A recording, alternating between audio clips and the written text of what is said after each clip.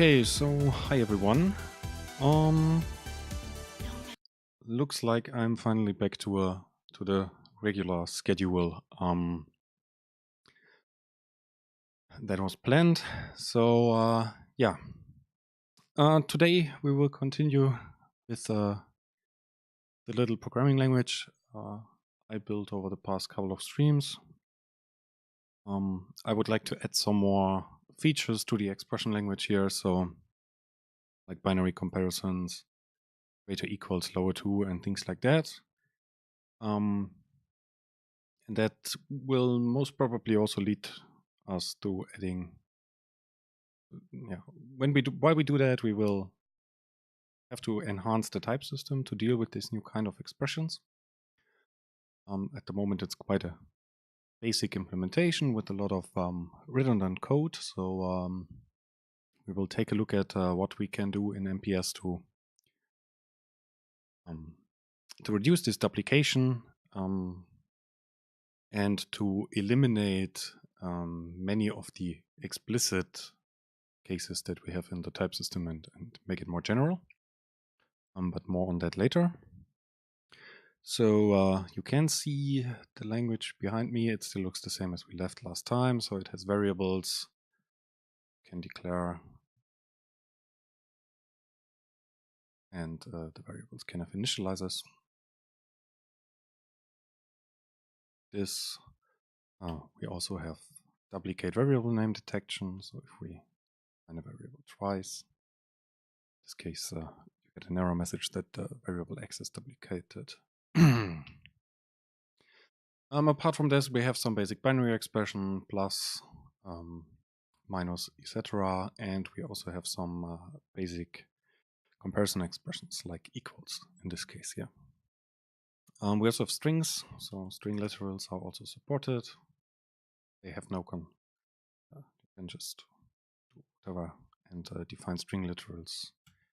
You can also embed them into the expressions like x equals y, something like that. Yeah. So what I would like to do today is I would like to add some more expressions, and let's get right into it and start with some more comparison expressions, because at the moment the only comparison we can do in our language is equals, but I would like to add expressions for comparing integers if they are lower to, equal, greater than, and things like that. Yeah. So they are also binary expressions. Our language definition already supports some concepts for binary expression like things. So in this case, we have our abstract binary expression, and we will extend that one. So the first thing I would like to build is a greater than expression. Greater than expression. So I create a new concept declaration and make it extend the binary expression, and it gets an operator which is greater. We don't need to add anything else here, so we do this and build the language. We should get all of the other aspects like editor and interactions that the user can do with them for free. Let's see if that actually works. So I'm rebuilding the language. For example here, and you can see I can type greater after some expression, and it's automatically transformed into the right AST.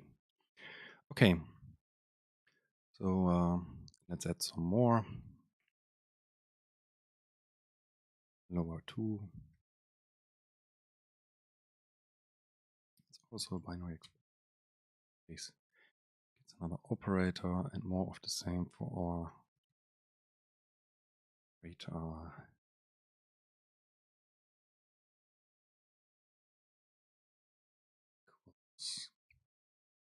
Expression. So binary expression and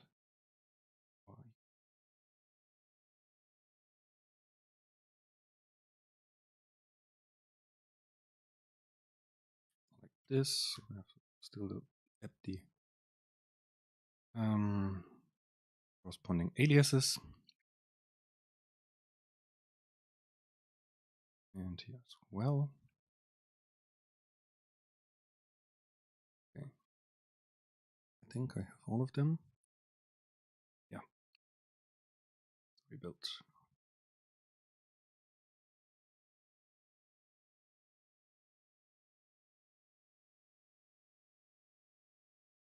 Oh, if we now type, it also works. So lower 2 works, or yes, so they all work. So one thing you notice is that before, immediately after I was typing greater or lower, MPS would automatically transform the program for us, and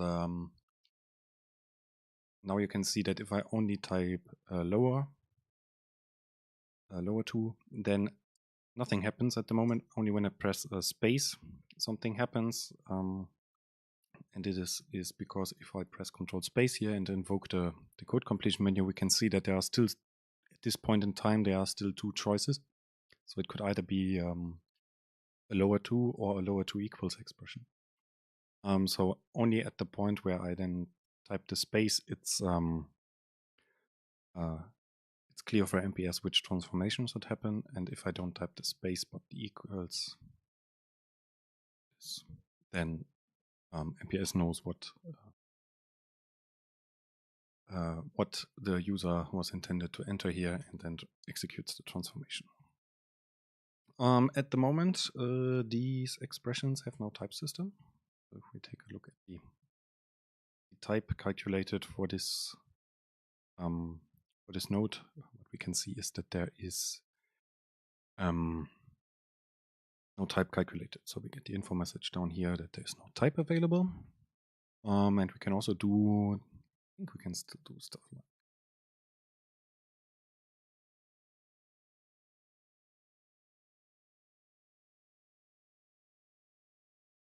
something like this. So we can also do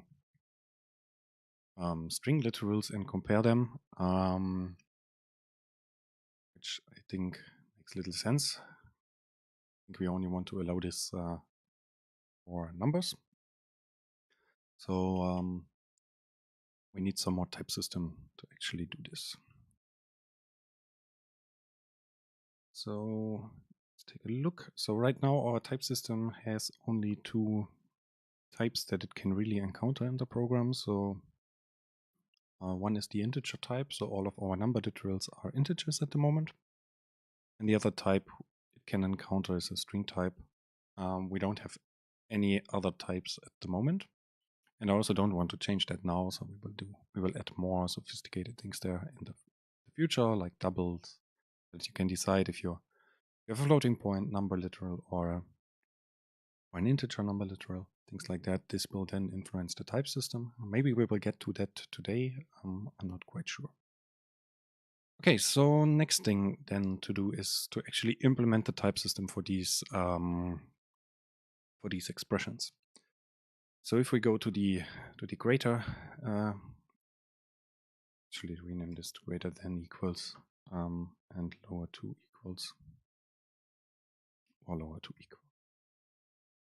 And the same here, greater than.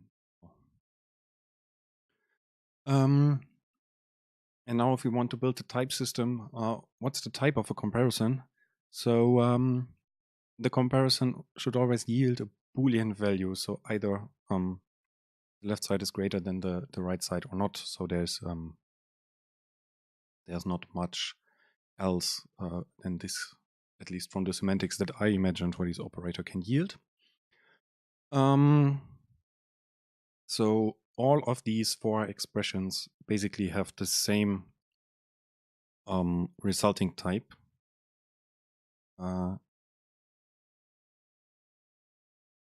But they directly extend the binary expression here. So if we want to define what the type of the greater than equals expression is, we would need to go to the type system aspect of the concept, add a new inference rule, and define the normal MPS equations that this is a Boolean type. And we would now need to do this for all 4 or 5 expressions actually, because we already have the equals expression, and now we added 4 more. So let's generalize this a bit. So let's add a new concept in the hierarchy, which is a binary comparison expression. It extends the binary expression. It's also abstract, so the user cannot instantiate it. But we use it as the common superconcept for all of our binary comparison expressions, because it will make things much easier than writing all of the type system 5 times essentially, because our other binary expressions like the plus and minus, their type system is basically based on the 2 operands. At least for the plus expression, we also want to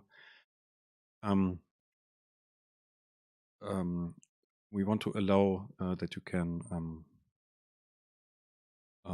concatenate strings. For the others, we don't have defined anything there yet. And these expressions also, so this is quite different from the comparison operators that we implement. So the comparison expressions always yield a Boolean, and the other arithmetic expressions yield values based on their yield types based on their operands. So this is why I would like to introduce the binary comparison expression. And now what we can do is we can implement a type system on the level of the binary comparison expression. And first of all, what we can do is we can say that all instances of a binary comparison expression always have the type Boolean.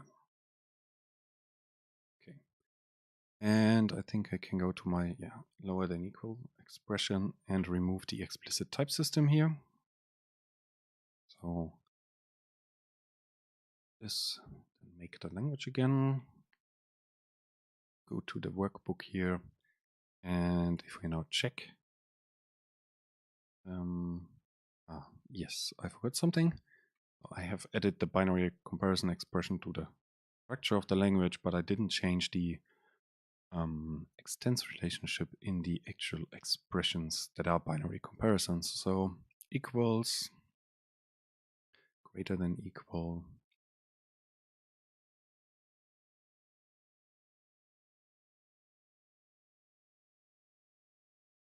greater than,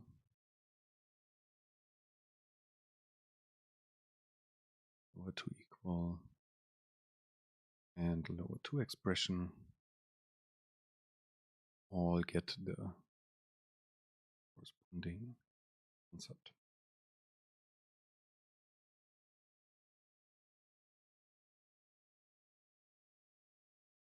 And let's go back to the sandbox and let's take a look at the type system. Yes. So if I now check the type of the comparison here, so the greater expression, we can see that it yields a Boolean. But it will now always yield a Boolean. So if I compare A greater to B, it will still yield a Boolean here. And I can also do stuff like 12 greater than X. So the type system will not catch these errors at the moment and will not tell the user that something is wrong in our language. So let's fix that as well. Okay, so one thing I don't want to allow is that there are comparisons between a number and a string or two strings, except for equals. So equals operations should be allowed if both types are the same. So 12, 1, 2 is allowed. X equals X is also allowed, but 1 equals X is not allowed. We have already implemented this in a very basic way last time. Let's see how that fits into the picture with what we have done there. So if we take a look at our type system for the equals expression here, we can see that this type system rule here, I think this is obsolete because we already defined in the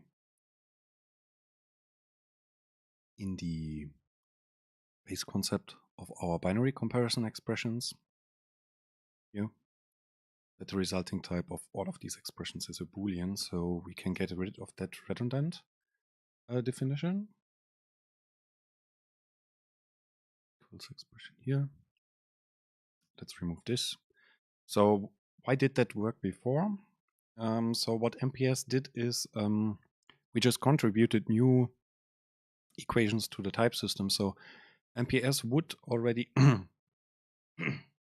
would include all of the type system rules that we defined for the binary comparison expression, but also the rules that we defined for the equals expression into the type system, but they were not conflicting. So both of them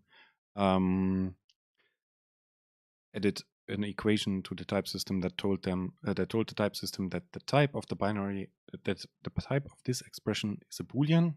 So even though there were two rules defining the type for the equals expression, they were still the same and they were not conflicting. So the MPS type system could still fulfill these equations. Okay. So let's take a look if anything changed to that. So the equals expression is still a Boolean. Even if I re-evaluate the type system by pressing F5, we can see it's still a Boolean. And the type system for the other things still works. What we can do is what would happen if we tell the type system something conflicting? So let's say the equals expression tells the type system that it's always a string type. And the binary comparison expression, which is the super concept, tells that the type is always a Boolean. So let's see what happens now. So if we build this and we go to the workbook here, we press F5, we can see that there's now a type system error here because we contributed two conflicting equations into the system and there's no way to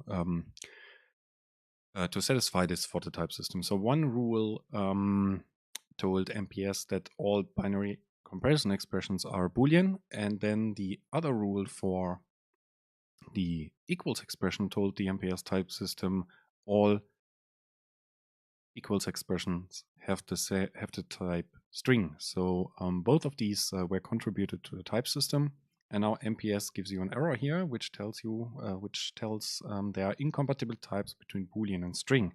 So how could we debug such cases? So we can open the Type Explorer with Command Shift T or Control Shift T, and then we see the error message down here at the bottom. And I don't think if you can't see it right now because my camera picture is before that. So let me move the window a bit to the left. So the dialog has a button here called Go to Rule. And this button is only visible when there is a type system error present on the current node that you invoked the Type Explorer on. So if you click Go to Rule, what actually happens is that MPS goes to one of the rules that contributed to the conflict here. Since it's an equation system, MPS will not tell you both of the rules which are involved at that point. It only takes you to one of the rules involved into the conflict. usually the one that the type system encountered later. So what we see here now is that somehow the binary comparison was invoked, was somehow part of this conflict, and the type system rule for it was invoked here. And if we now go to the binary comparison and we know that it is an equals expression, let's look at the hierarchy. So let's go to the equals expression here. And here in the type system, this is the conflicting rule. So what can you do about it? So usually, usually you have some, yeah. Usually this shouldn't happen. Usually your design should somehow support these cases and how to do that. We will take a look at that in a minute. But sometimes there is no way around it, and you want to tell the type system, forget everything that you learned so far about the concept and only use the rules defined from now on. So in contrast to what you would expect when you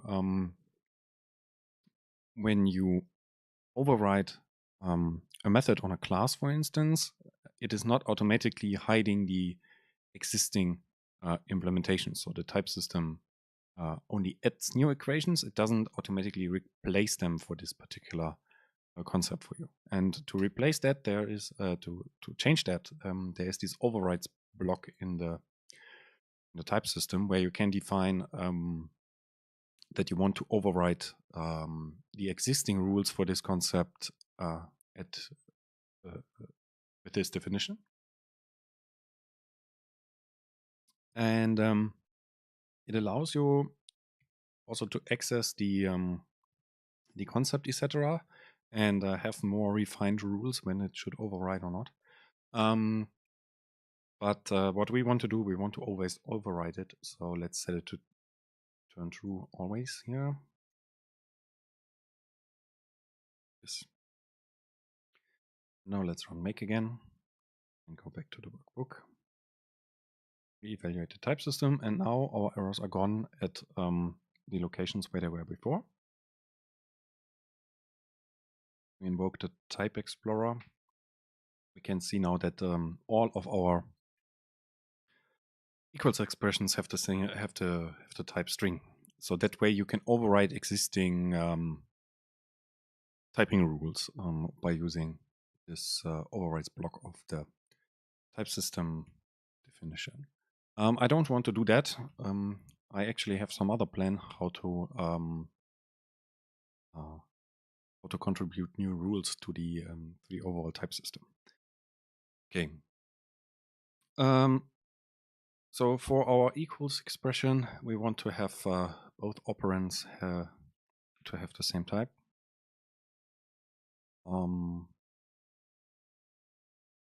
And the same applies for greater than, equal, lower to equal, and lower to expression. One thing how to solve this would be that we add this definition here. So let's go to our equals expression, copy this part, and now we can call binary comparison here and paste the same type system part in here. And now what this rule would enforce is that both operands of a binary comparison have to have the same type. This might be true for your language or not. One thing that it's definitely not, it's not really flexible. So we are at this point limiting all of our binary comparison expressions to the fact that both of the operands have to have the same type, no matter what we might want to do later. We have an error here. Okay, yes, it's right here. So this is the binary comparison expression, and not the equals expression. So the parameter has a different name here.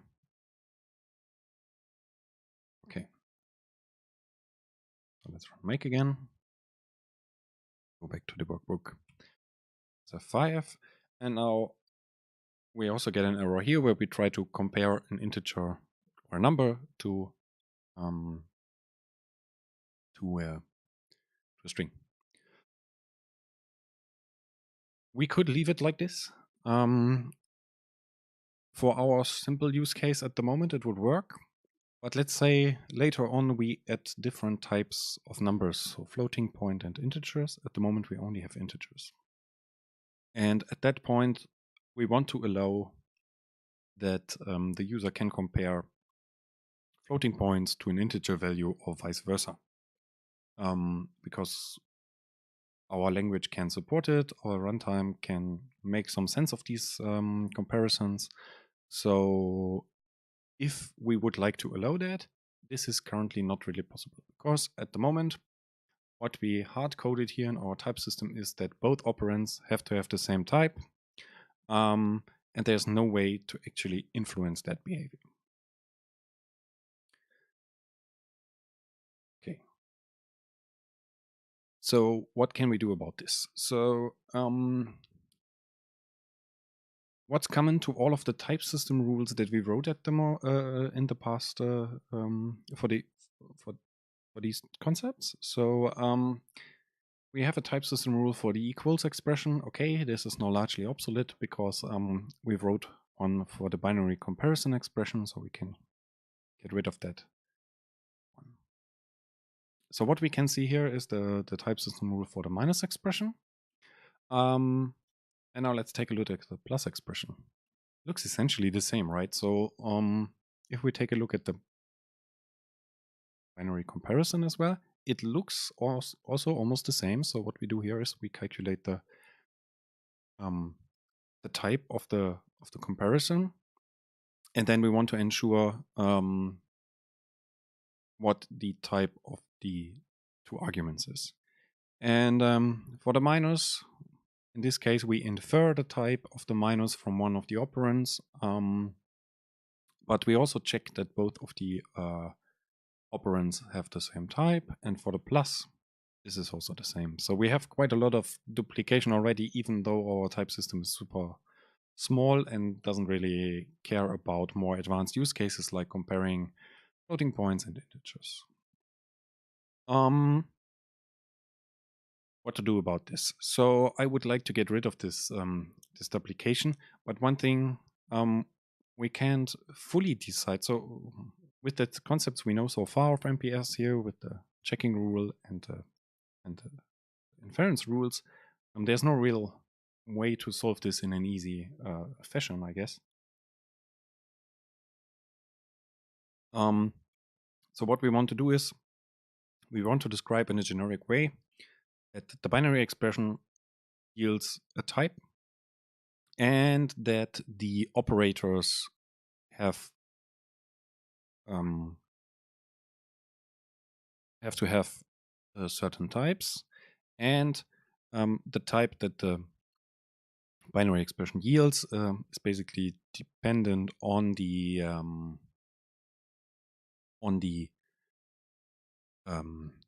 concept, if it's a binary comparison operator or if it's some other binary expression. So let's go and find out if we can do something about that. So let's try to define in a generic way on the binary expression how the type is calculated. So we know from the rules that we defined so far that somehow the types for the types of the two operands are involved in that. So let's calculate the types of the two operands. So binary expression left and type of binary expression right. Put them in variables. Okay, so we have the left and the right side. Let's also name them left type, right type. And then we somehow want to calculate what is the resulting type of it. So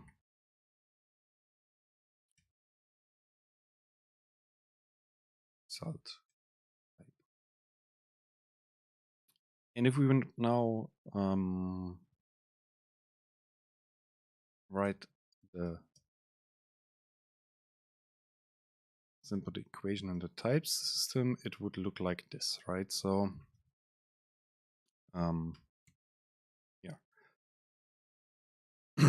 So here we get a warning because I don't initialize the variable. So let me initialize it with null. Okay. So now, how do we get to the result type? To do this, MPS has a feature that addresses this. So there is, in the type system, you can call something that is called operation type. So as the name hints, it's already tailored to this specific use case. So if you want to calculate the resulting type based on the operation and the operands, this is the go-to concept. So in this case, the result type is calculated with this expression. So the operation that we are operating on is our binary expression. Yeah. So equals operation type. And so the operation is our binary expression. So this type system rule is called for all subconcepts of the binary expression. So the operation we are operating on is the instance of the operation we are operating on is the binary expression parameter here. And now we have types for the left and the right operand. So let's do this, left, right. Okay. So how can we get MPS to, how does MPS know what is the operation type here? And the answer at the moment is it does not know it. So we have to somehow make MPS aware of how to calculate the resulting type for an operation. Let's go to the type system here. And what MPS supports is something called overloaded operations rules. If we create that here in the type system of our language, we can give this this container a name. So binary operation types, like this. What can you do in such a container? So it allows us to specify rules which MPS will then use at the place where we specified calculate this operation type. So we influence how the operation type is calculated. And if we select the, there are two entries in the code completion menu. One is an overloaded operation type rule one side specified, and the other one is an overloaded operator type rule. So if we select the later one, we can see that the editor allows us to select a concept which they apply to, and then the two operands, so the types of the two operands. And then there's a block where we can specify what the result of the calculation is. If we select the other one, which is the one type specified, it looks largely the same, except for the fact that in this case we only want to specify a single operand here. So that will come handy in some places where we want to make the decision of the resulting type based on one of the operands, and the other one allows us to be more specific. So yeah. Okay, so let's start with the upper one here. So let's define what the operation type of a binary comparison is.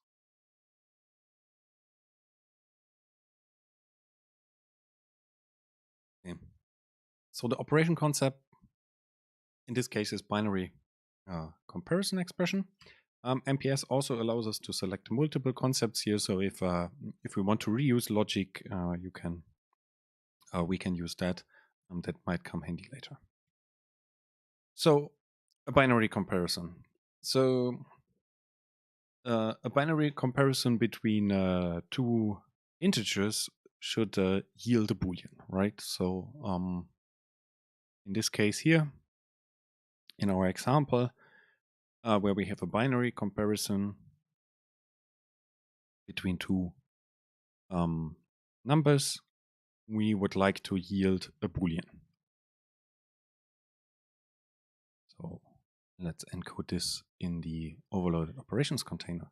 So what we need to do is we need to specify what is the types of the left and the right operand.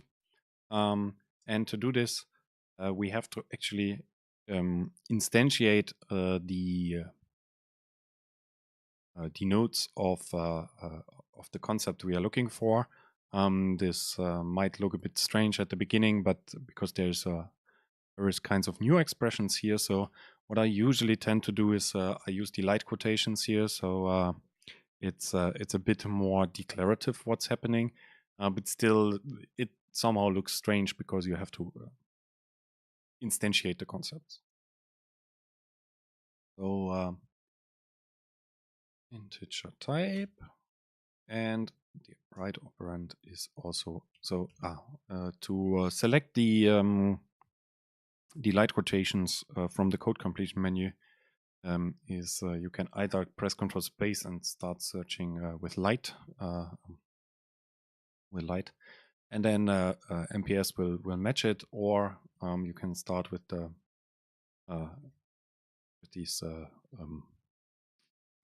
with the brackets here, and then just type li this, and then press Ctrl space, and MPS will automatically find the right thing for you. So integer type. Oh, integer type. Okay, so for binary comparisons with two integers, the resulting type is a Boolean. So we return what type the operation has. So two numbers end up in a Boolean, like this. Okay, so now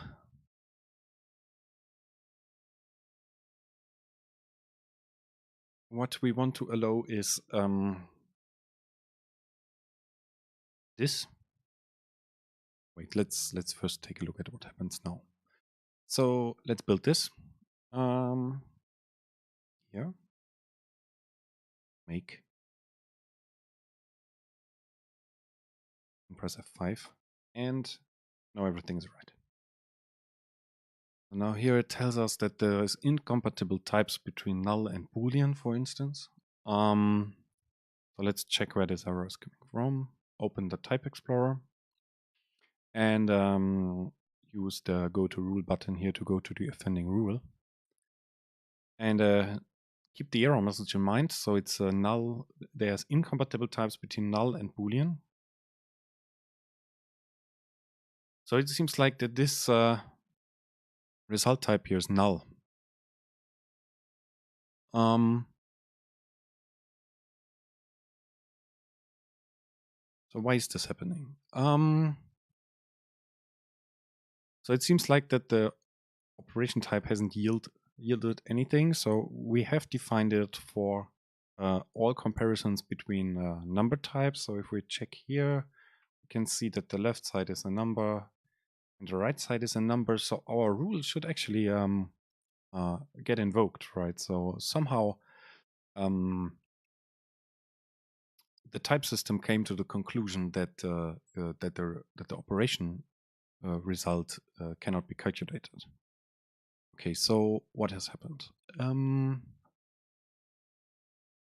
When we try to calculate the operation type here, what we need to have is the left and the right type calculated at that point, because otherwise there is there's no way to for us to decide what the resulting type of the operation is.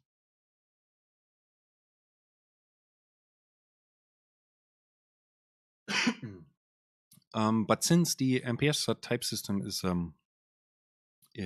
based on equations, we need to ensure that the values for the left side and the right side, so the values for the type of the left side and the right side, was actually calculated successfully. And we need to tell the type system about this, because otherwise the type calculation here might simply not yield a result, because the equation system simply has not been solved at that point. How to do that? Of course, the type system language has a way to do it. And this is called when concrete. So this when concrete statement is so to say, a synchronization point for the type system. So when the argument that we supply here has been solved, then continue with the inner block that we define here. Okay, so the first thing we need to have available is the type of the left operation. So what we do is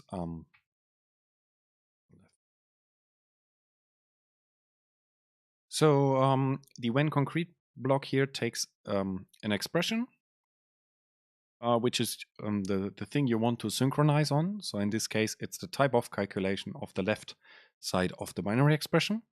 And then you can give it a name. And this name is the variable which you can use to refer to the resulting to the result of the calculation that you synchronized on here in the inner block of the when concrete.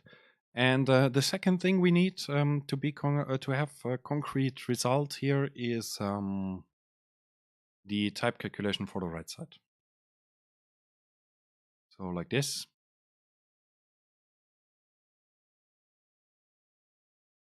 Okay.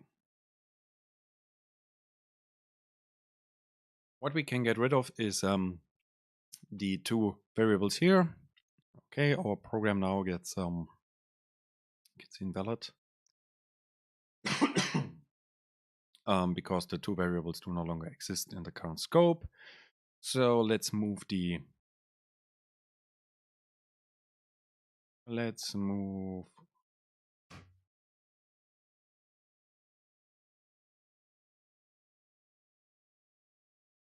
fuck.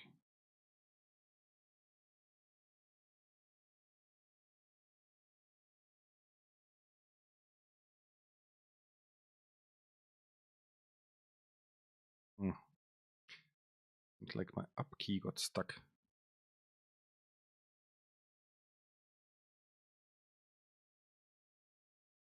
Let's fix that.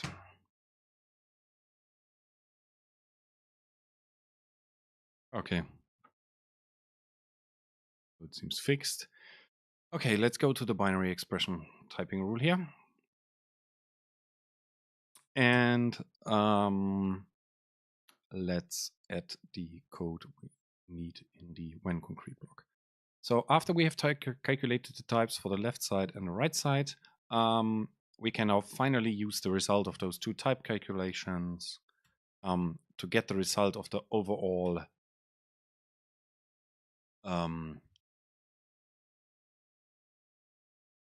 operation by invoking this operation type here. And then we simply assign the result of the operation type calculation to be the type of the complete binary expression. Let's run make and go back to our program, rerun the type system. And what we can see is that some errors go away. So here the errors for greater than expressions are now gone. So they were read before and now they seem to work. And the result is calculated correctly. So we have a Boolean here. The comparison between two strings here has still an error, which is okay because we don't want to allow that. The error message is a bit strange. Let's take a look at that later. Also here, the comparison between the two, between the number and the string has an error, which is also what we want to do. The comparison here, the equals of the two numbers, works as expected. but the equals between the two strings is not working correctly. So let's fix that. So what happened? So if we take a look at the error message, it's that there is an incompatible type between null and Boolean. Oh, let's take a look why there is Boolean somehow involved here. We have the binary expression. So it's an equals. Yeah, our binary comparison expression still has a type system rule here, which we actually want to replace. So let's get rid of that. And let's also get rid of the other two type system rules for the subconcepts, like the minus and the plus. Let's delete them, run the run the compiler again, and take a look what's happening. Okay, back to the workbook, run F5 here, and now all of our errors are gone. So what has happened? So let's take a look at the comparison between the two numbers. That works as expected. So it has a type of Boolean. But let's take a look at this comparison here between the two numbers. It also works. And now let's take a look at the string here. Example. And there we get the message that there is no type for this expression calculated. So what happened is that in our description of what the type of a binary comparison is, we only specified this for two integers. So there is no operation type calculated in the case where we encounter a binary expression where the left side and the right side is not a number type at the moment, because the only container, the only rule we defined is for two operands of integers. What can we do about this? So let's first check if the operation type call here actually yielded any meaningful results. So let's check if the result type has a value afterwards. So if result type is null, actually check if it's null. So we have no result that was returned from the calculation, and then we have an else part, and the else part is actually the good part here. Let's do this in the other way around, otherwise it just gets confusing. So if we have a result type, so the result type is not null, and then we want to a bit too much. Okay, so in the case where we have a result type, we want to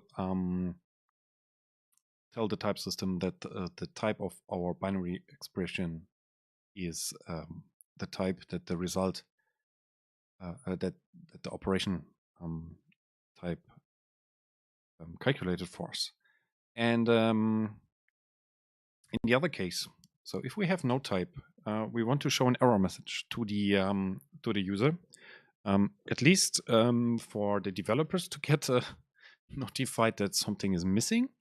But also, these are usually the error cases, right? So we would only specify the rules here, which we want to allow from the type system perspective, and all cases which we do not specify, we want to consider them invalid. So what can we do about this?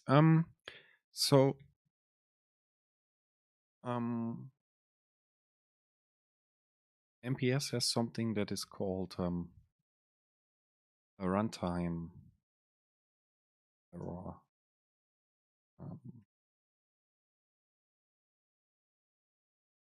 A runtime error type.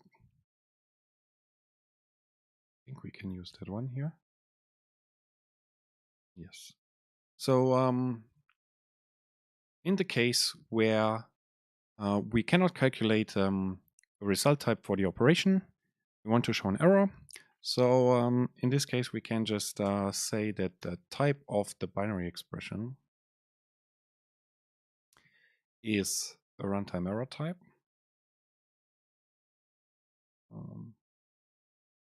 Like we always do. We can the quotations here to instantiate a new runtime error type. And this runtime error type allows us to set an error text here. Let's keep it simple for now. Operation.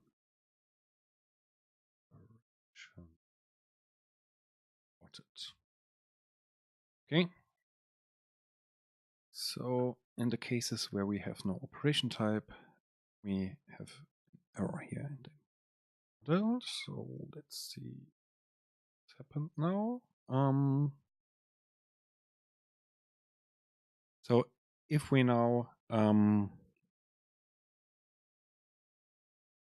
open the type system, the type calculation, for instance, for the comparison between the two numbers, it's the Boolean, and for the case where we have not specified anything, like for these strings, we now get a runtime error type here.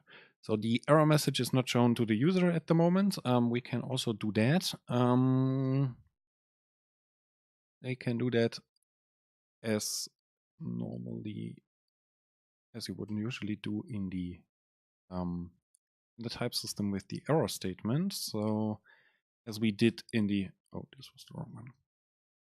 So as we did with the checking rule that finds duplicate variables and then attaches an error marker to the offending variables. What we can do is we can use this also in inference rules to add errors to the resulting program. So let's choose this same one. Operation not supported, and we attach it to the binary expression. Let's rebuild and go to our language. Okay, and now we can see that there's errors at the various cases where we have not specified what should happen. So the comparison between the two string literals here does not work, but the equals between the two string literals also does not work. As we do not want to allow other operators or not other binary comparison operators for strings other than the comparison at the moment, what we can do is we can only specify this specific case here. So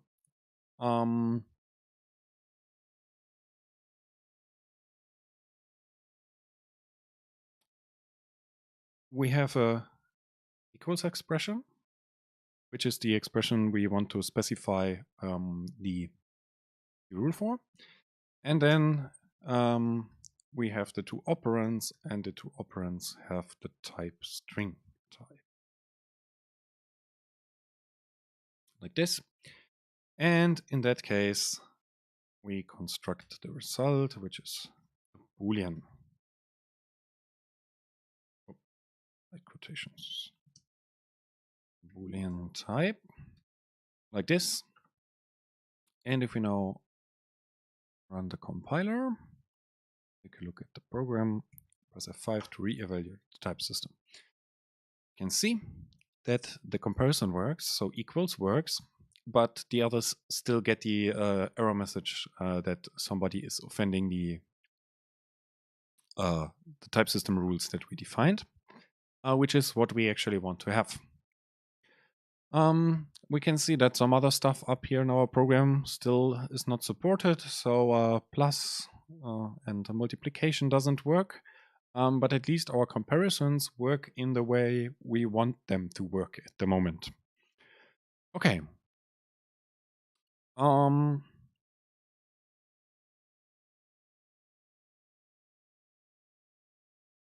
So let's get to the other operations and make them work as well.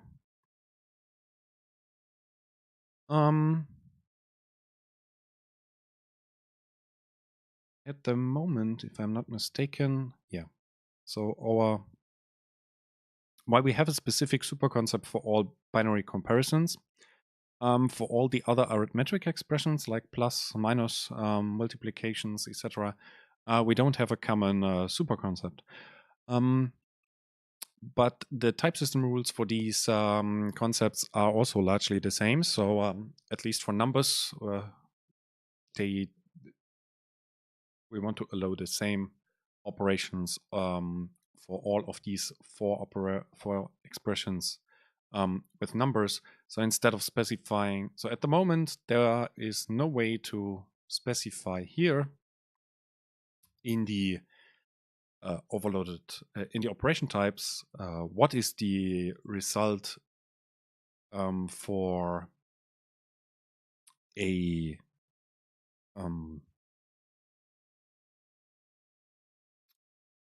arithmetic operation that involves two numbers. So we would need to define this now for, so we can only define it for the division. Then we would need to specify it for the multiplication, etc. And we would essentially end up, so let's actually do that for two cases here. So let's do it for the multiplication and for the plus. And I guess you will get what I'm hinting at. So if we have a plus between two integers, integer type like this, then the result is an integer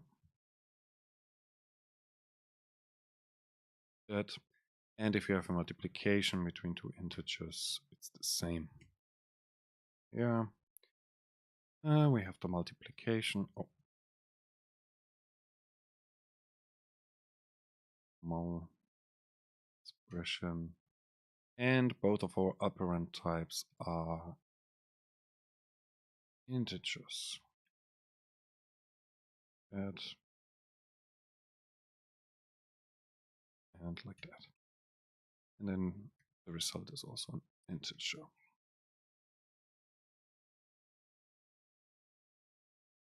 Integer type is, and now let's compile that.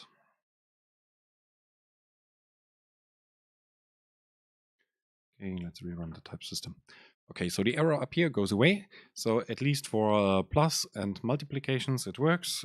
For minus, it still doesn't. So as soon as we add a minus to the game, we get the error message that this operation is not supported at the moment.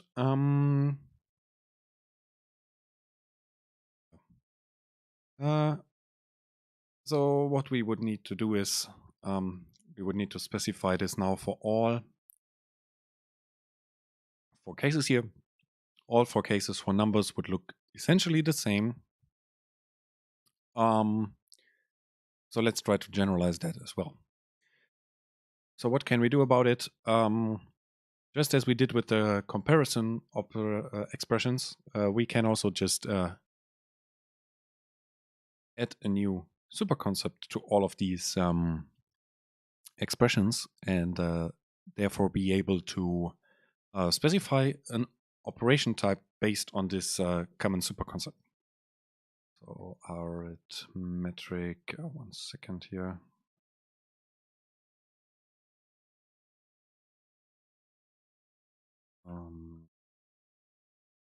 So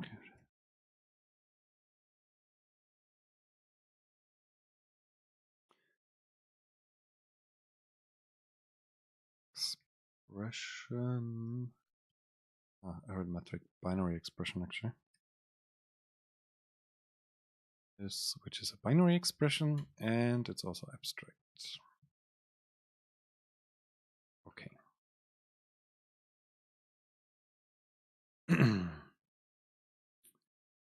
So we introduce this new concept into our structure of the meta model behind of the language, so that we can actually specify all of the typing rules for the complete for this category of expressions rather than specifying it for all of the individual cases. So we have the division expression, diff expression, which is a binary arithmetic expression. We have the minus, which is also arithmetic,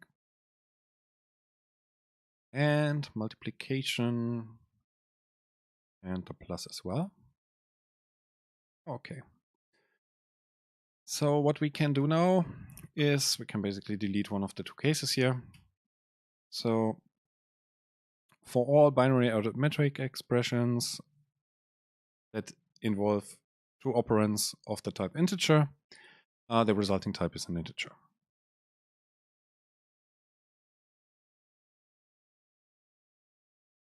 Okay. Let's check what happens. So one thing you notice here up here is that the error that was there for the minus expression is now gone, because since we introduced the typing rule on the common superconcept, it's now also used at all the places where we have subconcepts of the binary arithmetic expression. So it now works for all cases where we have arithmetic expressions that involve two integers. And now let's take a look what happens if we add strings to the game. Let me remove all of this here. And let's say we want to concat two strings, A plus B. Okay, so our language should at least allow to concat two strings. But what we don't want to allow is that we do A minus B. This is something we definitely don't want to allow at the moment, because this would not concatenate the two strings. We simply have no semantics for it at the moment. So the only case we want to be valid is the one where we operate, where we have a plus expression and the two operands are of type string. So how to do that? Okay, so one thing we can do is, as we did before, so we can specify an overloaded operation. So we can specify how the type for a plus expression is calculated when both of the operands are of string type.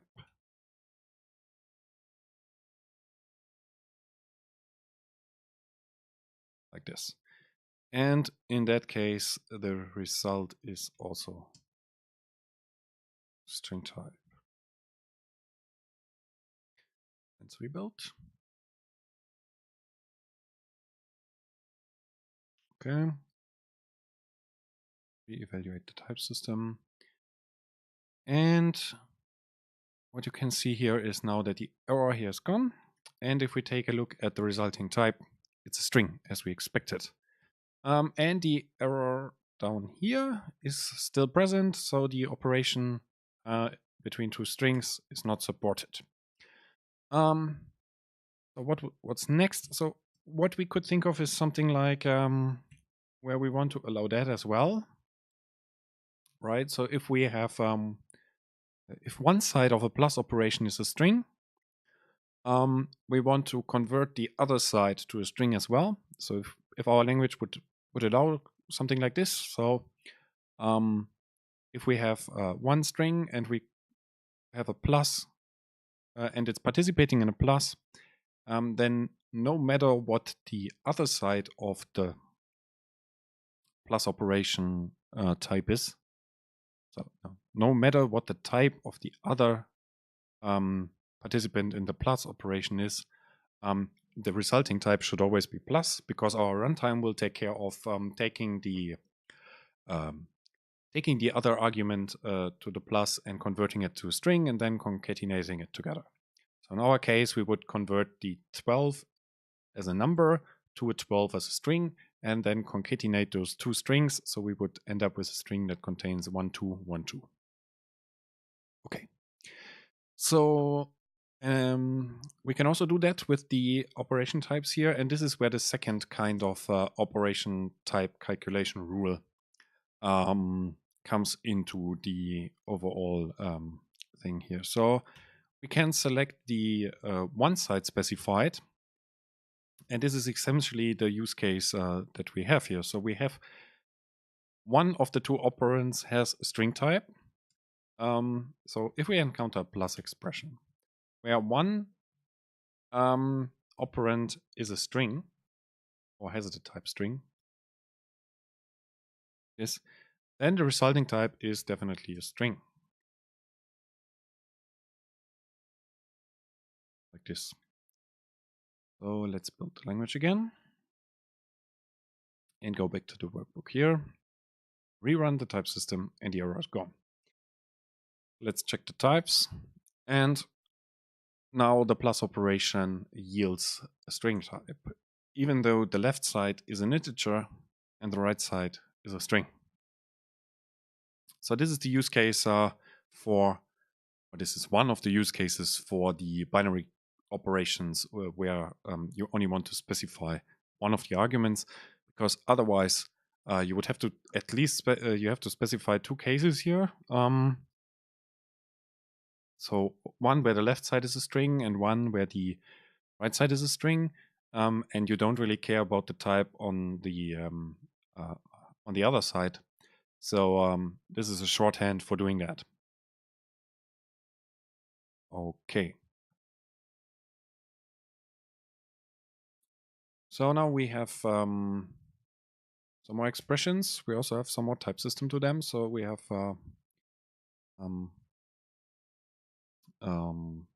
added the other more of the comparison operations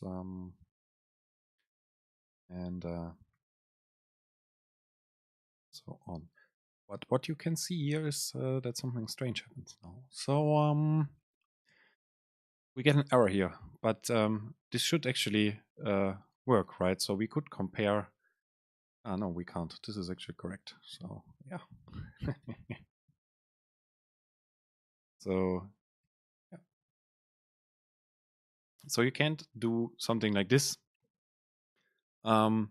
because now we have one side of the overall expression here. The left side in this case yields a Boolean, and we cannot compare a Boolean and a number type. Okay, so this already works.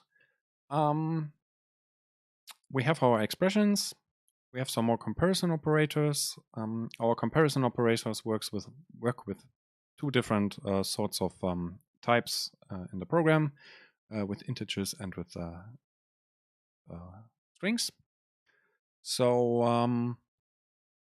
I guess from the expression perspective, we have already done quite some things today. One thing that we don't have at the moment is our variables that are defined here.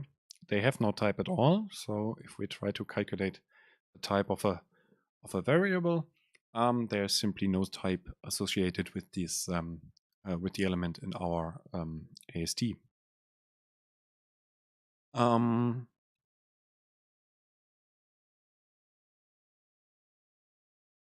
think we can also change that today. So let's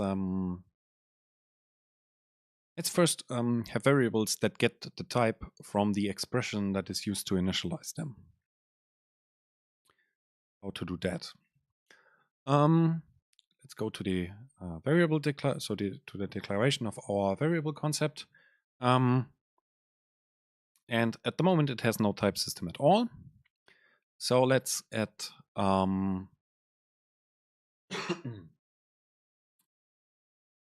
type system rule for this one. So the type of a variable is calculated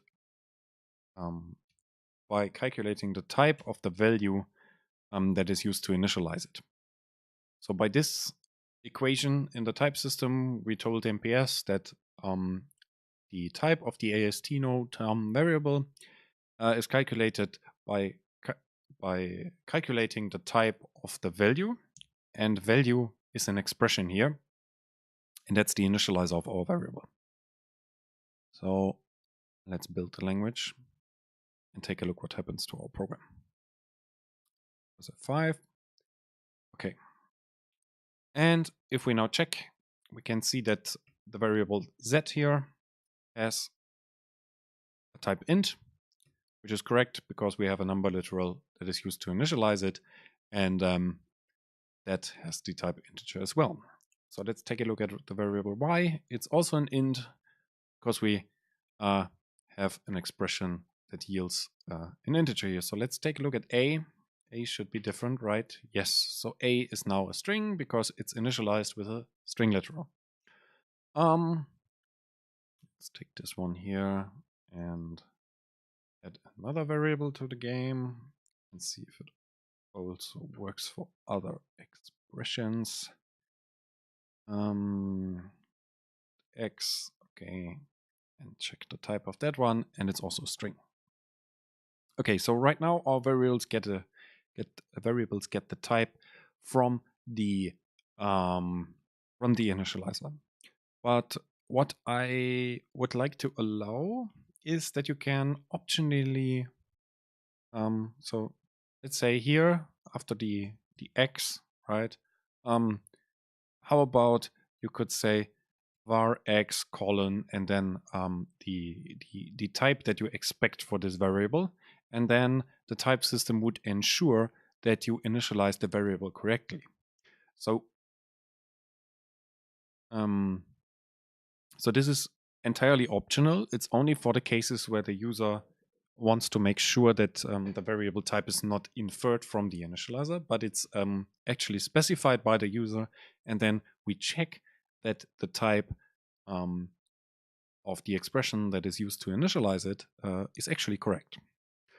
Okay, so how can we do this? So first of all, can go to the concept declaration of the variable.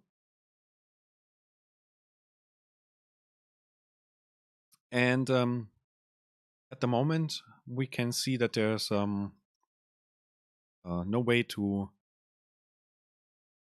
specify the type on the concept level at all. So let's change that. In our AST, we want to have a type that is a part of the variable declaration, and it's of concept type in this case. And while the initializer for the variable is not optional, so it's always required. The type is optional, so our variables do not support assigning values to them at the moment. We don't have any expression that could assign values to variables, so variables are immutable at the moment, and our language therefore needs to make sure that the variables are initialized at the point where they are declared. So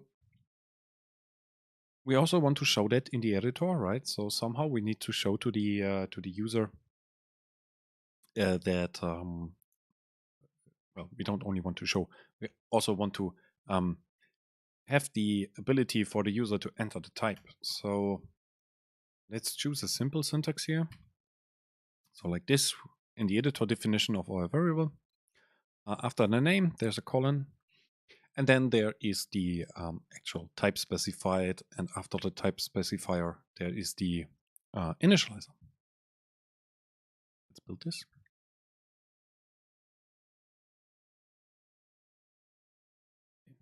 And take a look at our workbook here again. And what you can see now is that there is colons everywhere. And there's a lot of editor cells showing that there is no type specified. Let's change that. And what you can see is that the MPS code completion will not show anything here. So the user can't really select a type at the moment.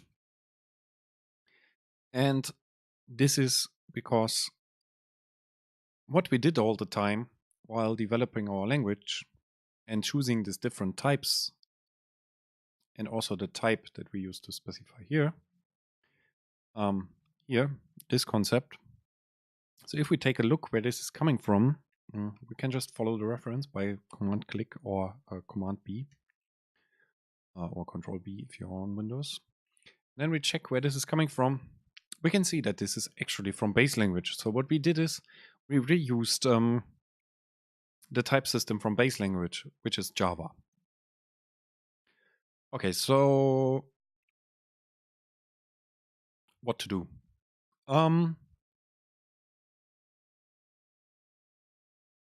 So one solution is obviously one solution that we could do is we could somehow try to get the different types here into the scope for the user so that he can press Control Space here and then see the Java types. Base language is essentially Java. Why isn't that happening at the moment? The reason for that is if we take a look at the properties of our sandbox here. So let's go to the model properties like this. When we take a look at the used languages, the only thing that we use as a language currently is our basic.language. One thing we could do is we could add all of Java in here and say, oh, let's actually include base language, right? So we can do that. Let's try what happens like this and press Control Space. And now what you see is a lot of stuff in the code completion menu, which we don't want to have there because what you see here is now all of Java, right? So while there is like some primitives types that we are interested in, like booleans and ins, maybe string, there's also quite a lot of stuff we don't really want to have here. So there's also classes that we can use from Java, etc. And let's get rid of that quickly.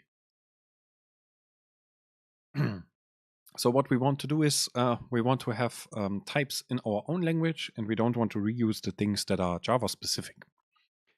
As we only have 3 types at the moment, this shouldn't be too hard. So what are types?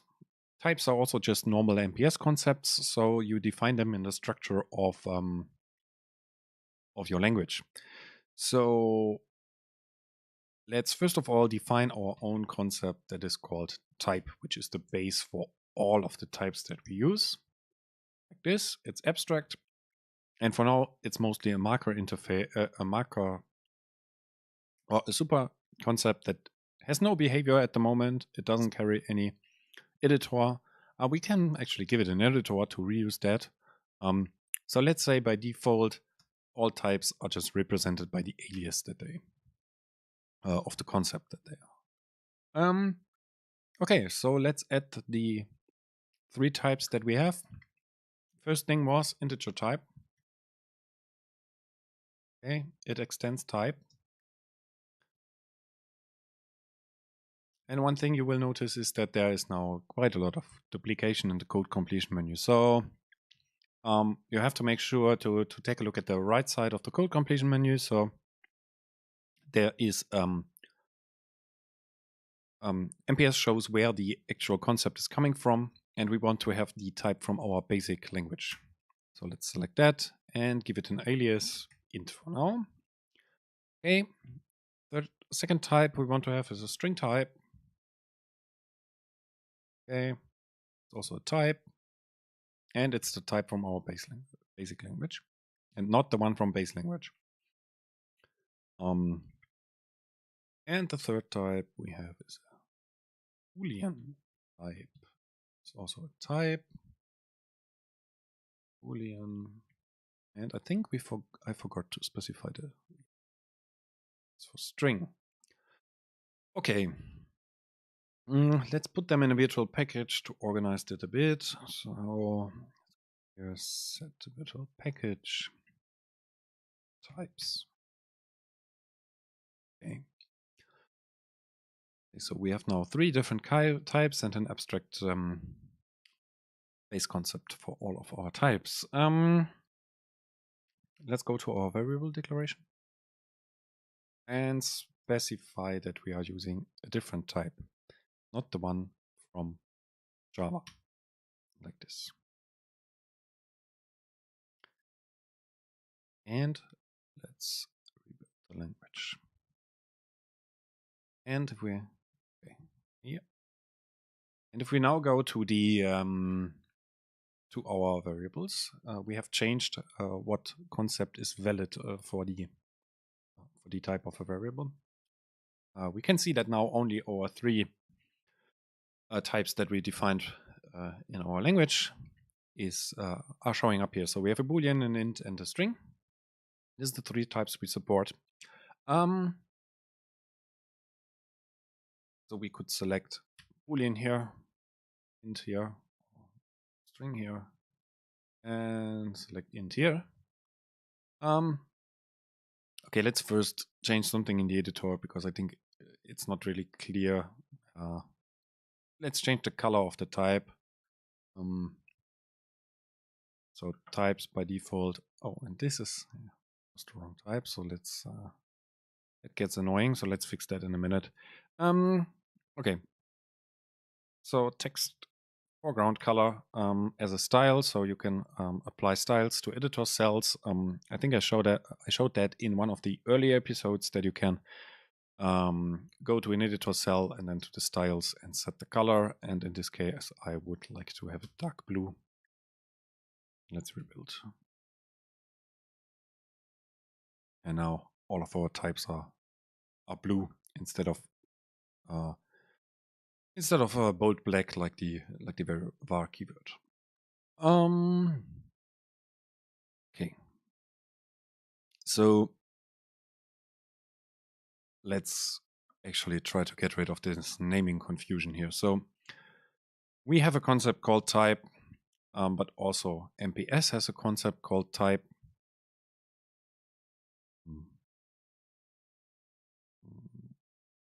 Here, type. I search everywhere for type. We can see that our basic.language has a type, and then also the base language has a type. Everywhere in the code completion menu, there's a lot of confusion where the concepts are actually coming from. The same applies for string literal actually, because there's also a string literal in Java. One thing we could do is we could prefix all of our concepts. So let's say we have a whatever. I mean, we can either say my type for now, or just use a single letter. I don't know, maybe B for basic, so that it would be clear that we are not using a the actual Java type. So we can now basically go through all of our concepts and prefix them here to get rid of the confusion. But there's also another way to do this, and this is quite handy in MPS, and this is called the console here. So what you can see is once I renamed the type, I didn't need to rename it in the editor. If I go to whatever, the string literal here, this also has type system and an editor, and I would say B type system, B string literal. Now we check the editor. The editor was automatically renamed, and the parameter for the type system rule as well. So once we rename the concept in our structure of the language, it's automatically reflected everywhere in the definition of our language. So the only thing we need to do is we need to rename it in the structure aspect of our language. I can now go manually to all of our concepts and basically prefix them with a B. But I'm lazy, so I don't want to do that. Let me remove the B's I added manually here for a second. And let's think about if we can somehow automate this. One cool thing in MPS is that everything that you write in your language definition is also an MPS language. So MPS is bootstrapped, it's built with itself. So all of that, all of the things that you see here, the concept declaration for the string literal, for instance, this is a normal MPS MPS node, and we can actually go to the meta definition of it. So we can, if we press Command Shift S, or we right click on our concept declaration here. So this MPS calls this as concept declaration, and then we go to the concept declaration of the concept declaration. I know it's getting a bit meta now. We can see that this is also just defined as a normal MPS concept here. And as we can interact with instances of these concepts programmatically, what we can also do is we can rename things programmatically. And to do that, there is the console here. And the console allows us to to basically write code and then execute it in the current MPS instance. Okay, so what we saw is that all of our concept declarations are instances of the concept declaration. And as we would do in other code where we interact with the with instances of MPS languages, we can also do that with the instances of our concept declarations. So let's actually do this. So the console features various kinds of expressions. One expression is called hash nodes, and this gives you all nodes in the project. So what I want to do is I want to get all nodes which are of a given concept, and in this case it's the concept declaration. Search for concept declaration. Okay, concept declaration like this. So this will give me all of the concept declarations that are in my current project. And what I would like to do is I would like to do a refactoring on them. So there's a refactor block here that you can invoke. And now this refactor block is executed for all concept declarations that we did in our project. So the node parameter here, if we check its type, we can see that this is now a concept declaration. So what we would like to do is we would like to take the name. So we would like to change the name of the concept of all of our concepts in the language. And we want to prefix it with a capital B. So we assign to the node's name, which is our concept in this case, or the declaration of our concept. The name, a B plus the name of the already existing concept. So if we run this, what happens now is that this refactor block causes MPS to show us, to give us a preview of what's happening now. So the code that I wrote here is, it says, give me all concepts declared in my project here, and then do a refactoring on them. And the refactoring is take the name, prefix it with a B, and then assign it back to the name of the concept. And now this refactoring view gives me a preview of all the things that are affected here. And if I now press the do refactor button, what happens is that the code that we wrote here manipulated our language definition. So all of our concepts now have a capital B in front of their original name, so that it's easier for us to select in the code completion menu what's coming from our language and what's from what's still left from base language, from the Java part that MPS ships. And you can see it automatically reflected in the structure of the language, of our basic.language. And if we check, everything else still as it was before. So also the editors are the same. The type system is the same. Yeah, some of the strings haven't updated in the UI yet. Well, no, this name has not changed, so this is why it has not updated. But here you can see that the name is updated automatically.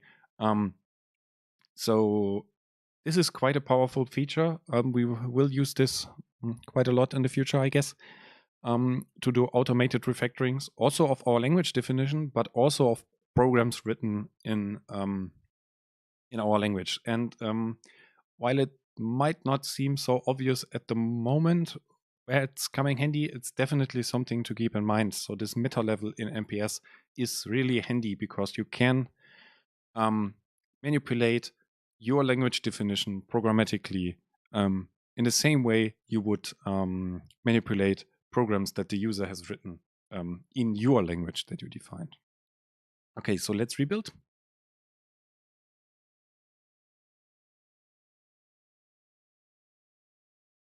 And go back to our little workbook here. And everything still works. So there was nothing else we needed to do. It's essentially one line in the script in the console if you know what to do. It will take time to get used to it, but it's definitely something to keep in mind. Okay. What we wanted to do is we wanted to continue replacing the types, right? While we have now types in our own language that the user can select for a variable, our type system is still using the types from Java. So the string type here, the integer type, etc. They are still from Java. We will leave them as they are at the moment. And take a look at that later.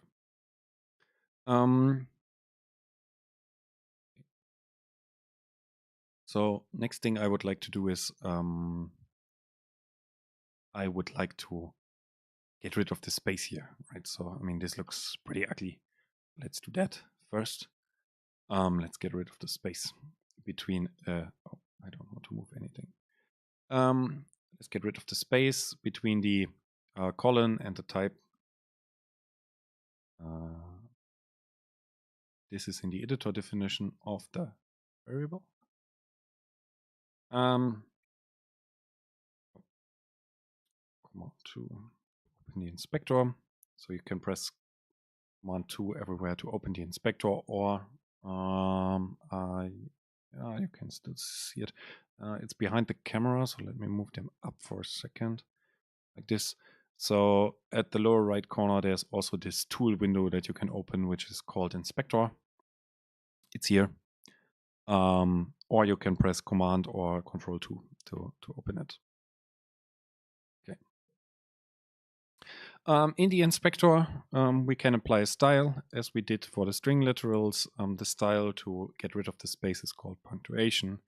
And in this case, we only want to get rid of the space on the right side. So I would like to have a space between the name of the variable and the colon, but not between the colon and the top.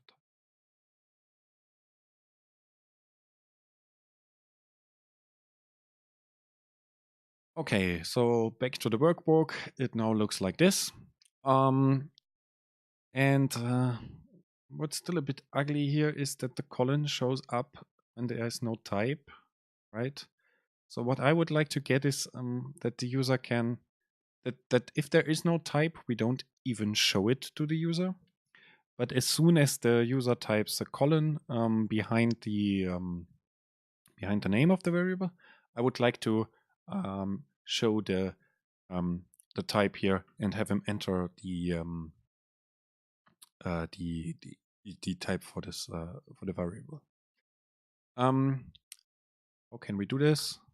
We can use grammar cells for it. So yeah, we can build this manually. So what we could do is we could say, okay, the type here, the editor cell for the type gets a show if block. The show if block is something where you can specify a Boolean condition when this part of the editor should appear and when it's not visible to the user. But then we would need to attach transformations manually, like we did with the wrap action, etc. And it's just quite a lot of manual work I would like to avoid. So there is something in grammar cells that can help us here, and this is called a grammar optional. The grammar optional is essentially inferring from the editor definition that follows it. So it, in our case, it contains a horizontal collection, and this horizontal collection contains two things. One is the colon, and the second one is the actual type. Okay. And what this grammar optional is doing behind the scenes is it's looking at this editor definition, and if the user types the next constant in the editor here, in this case the colon, it will make sure that the type and the colon are shown to the user. Let's see what that changed in behavior. So what you can see here is that that I forgot to apply the punctuation style, but what you can see is that in the cases where I already specified a type, the colon is there and the type is shown. And in the cases where I have not specified any type, the type is completely hidden from the UI. And if I now type the colon here, the editor changes, the colon appears, and the cursor is set to the location where the user could specify the type. So in this case, I can specify the type like this. And if I delete everything, the editor is also hidden. The part of that editor is also hidden from the user. So it behaves like a text editor in this case. That behind the scenes, we are actually showing and hiding editor cells. This is nothing the user is really aware of. All of these actions that you usually implement manually are now derived from the editor definition through the through this single thing we defined in the editor, that the part here is optional and that the transformation is triggered by the colon. Of course, you can customize all of that. So you can, in the inspector of the optional, define what is the text that should match so that the transformation actually happens.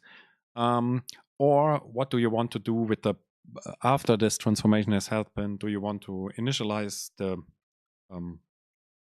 type here, for instance? So we could say all we want to have a default type Boolean or something. Don't think it makes much sense, but in some cases you might want to perform additional actions after the user entered the string that caused the transformation to happen. Okay, so one thing that still is not working is that the types are checked, right? So here the type system still infers that the type for the variable b is an integer, even though we specified it's a string. And it also won't complain at the moment that we initialize it with an integer. Okay, let's fix that. So what we need to do, we can go to our variable declaration here and to the type system of it.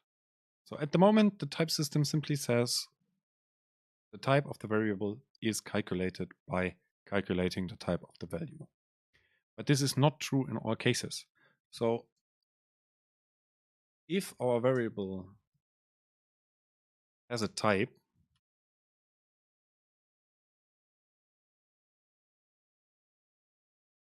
like this, then the type of the variable is not calculated from the initializer, but it's the variable dot type. So it's the thing that the user entered.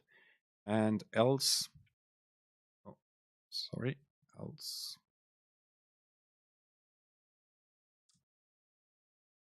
in the wrong button all the time here.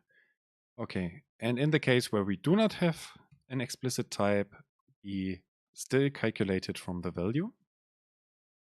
Let's build that. Go back to our example here. So if we check the type of B, it's now string. We check the type of A, it's now Boolean. So that works already. What doesn't work is checking if the initializer is correct. So in these two cases, there should be an error because we can't initialize a Boolean variable with a string literal. Okay, so let's fix that as well. So this is also part of the type system and part of the type system of our variable. Okay, so while in the case where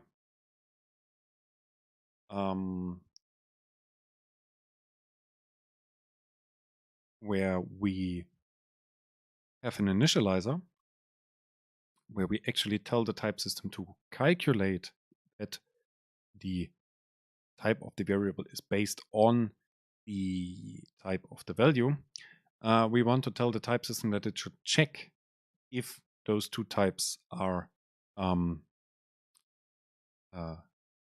compatible. So to do that, we can invoke a check in the type system. So check type of. What we want to check is that the type of variable dot value oh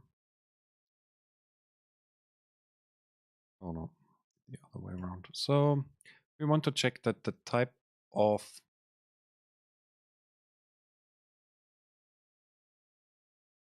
no, that was correct. Sorry. So we want to check that the type of the value is a subtype of the type that the user specified. Like this.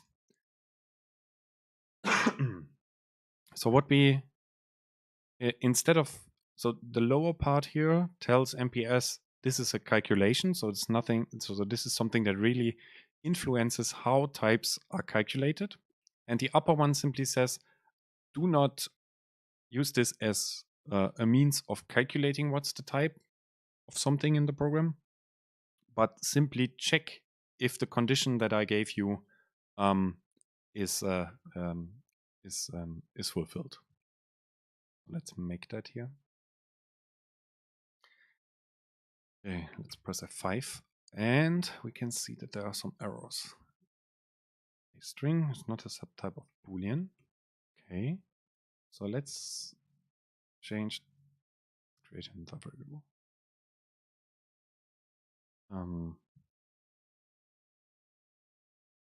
Bit string. Now something like this.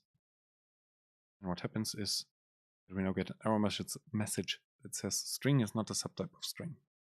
Which seems strange. Why does it happen? I have an idea. Let's take a look at the string literal. Yeah. So the string literal here is still using the Java string type, while we created our own types. So we need to change that as well, and I'm doing that manually here. So instead of using the Java string type, we are using our own. The same, yeah, it's true for the number literal as well. And let's take a look at our, yes. So now we also need to change those types. I'll just prefix all of them with B.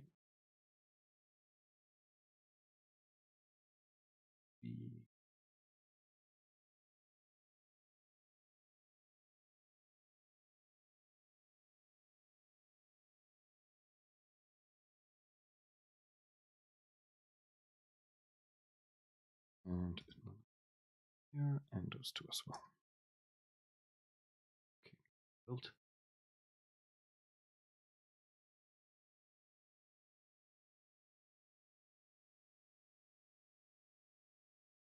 And let's reevaluate the type system. Okay, so the error is gone here. So what happened was that our type system rule for the string literal basically said that the type of the string literal is the string type, but it was not the string type that we declared in our language. It was still the string type from Java, because at the beginning we were just reusing things that that MPS showed us in the code completion menu, and that was actually coming from the base language of MPS, which is Java. So we needed to replace all of that with our own types, which gives us more control about things later. And also eliminates that we get all kinds of things in our language that we don't want to see there, especially all kind of Java specific types. So here it works, right? So the variable AB is of type is declared to have a string, and we can initialize it with string literal. If we initialize it with a number, it tells us that the type int is not a subtype of string, which is correct. So that works. We can now specify explicit types.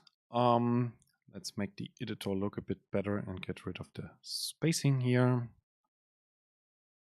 where I forgot to apply the punctuation. Oh, punctuation, right? Like this.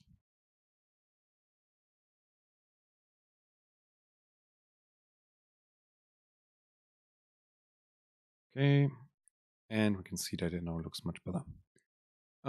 So let's create another variable.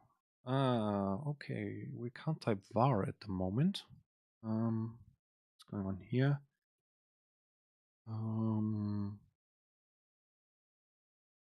Okay, let's go to our variable. Okay. So what happened here is that our variable concept has now alias, and therefore it only shows up under the concept name in the code completion menu. We can change that by just adding an alias here. And now I type var. Yeah, it works as I expected. But one thing is not working. So you take a look. If I press the colon now, nothing happens. If I go to the right here, then it works. So it seems like that, yeah, maybe colons shouldn't be part of. So currently, the only thing we defined is that a variable has a name. So here in our variable declaration, we made it inamed concept, but inamed concept does not carry any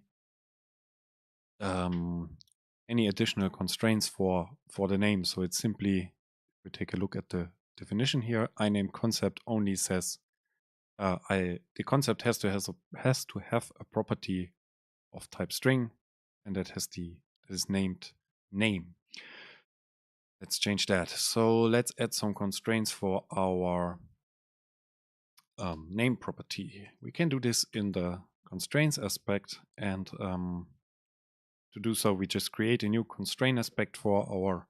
I just created a new constraint aspect for the for our variable concept here, and selected that I want to have a property constraint for the property name. And now what I want to do is I want to tell MPS when is the property value valid. So the is valid is something I would like to override. So there's property value matches, and let's give it just a regex a to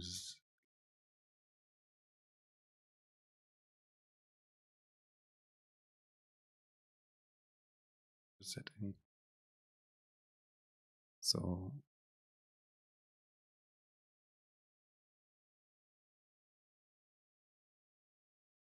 take a look what happens now. Okay. So now it works. So if I'm here in the variable var whatever x a b c d whatever, I type something that works, and if I now press the colon, the transformation happens. And this is because of the integration between. So what happens is that colon is not a valid value for the name of a variable. Therefore, it means. Therefore, MPS tries to look at other means how to handle the text that the user entered. So in this case, the colon. And then, so if I press any other key here that is not a valid value at the moment for a variable name. The variable name on the screen simply gets read. But if I press something that is associated with a transformation, in this case the colon, MPS executes this this transformation for us. So this is one of these examples again where the editor definition and the constraints influence each other and work hand in hand to allow you to build consistent behavior for the user. And this is largely done with grammar cells here. Okay, so now we can type colon and then select a type. We can initialize it. So let's see if it also works with booleans like 4 greater to 4. That works. So the type calculation here for our binary expression returns our new Boolean type. Okay. So I think that's it for today. So it's roughly 2 hours. And it's all I have prepared for today. I mean, we could start with adding more types into the game, like being able to distinguish between floating points and integers. But I think that's another big addition to the language, and I would rather try to do it next week than doing that today. So yeah, I hope you liked it. As usual, you can find the code on GitHub. I will push the code right after the stream. I can do that actually now. So let's do that now, and commit that here. So directly from MPS. What have we done? So we renamed a prefixed all concepts with capital B. Added types. We added more binary expressions. Added type system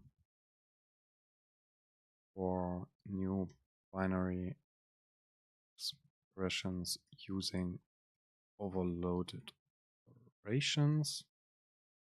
We added types to our variables.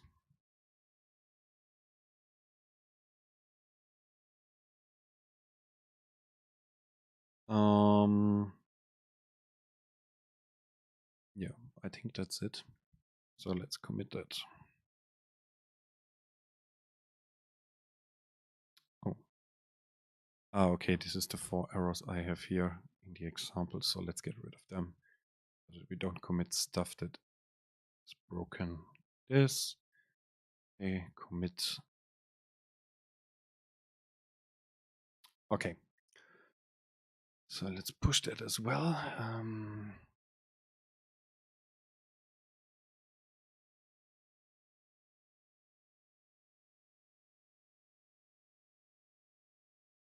Okay.